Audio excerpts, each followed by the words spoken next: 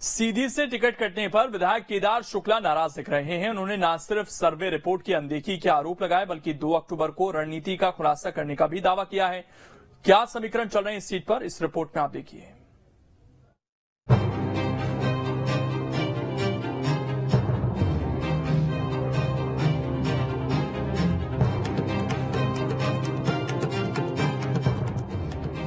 मध्य प्रदेश में बीजेपी के लिए सीधी विधानसभा की लड़ाई अब सीधी नहीं रह गई है। पार्टी के मौजूदा विधायक केदारनाथ शुक्ला ने बगावती तेवर अख्तियार कर लिए हैं। दरअसल बीजेपी की जारी प्रत्याशी की दूसरी लिस्ट में सीधी विधानसभा से केदारनाथ शुक्ला का पत्ता कट गया है। इनकी जगह सांसद रीति पाठक को बीजेपी ने अपना उम्मीदवार बनाया है, जिसके बाद विधायक केदारनाथ शुक्ला ने आलाकमान के फैसले पर सवाल खड़े किए।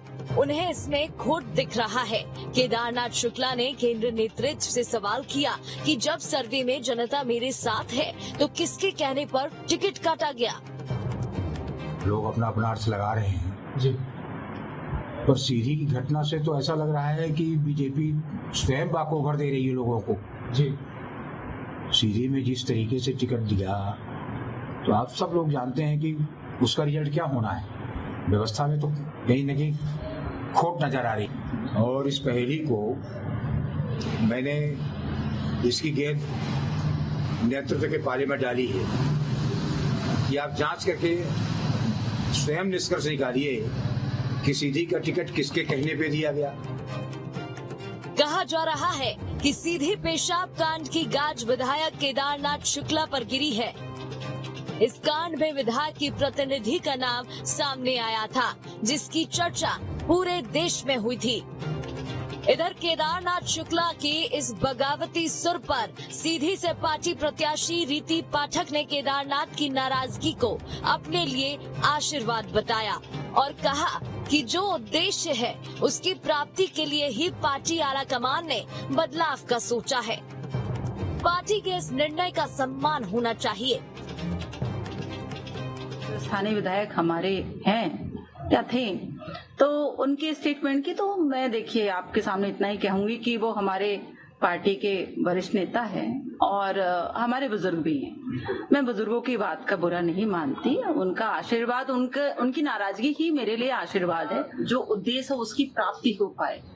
तो इस विषय के लिए एक व्यवस्था बनाने के लिए हमारे केंद्रीय नेतृत्व ने सोचा, प्रदेश के नेतृत्व ने सोचा कि इन चेहरों को और इन कार्यकर्ताओं को लाया जा सकता है, तो भारतीय जनता पार्टी ने अपना निर्णय सुनाया है।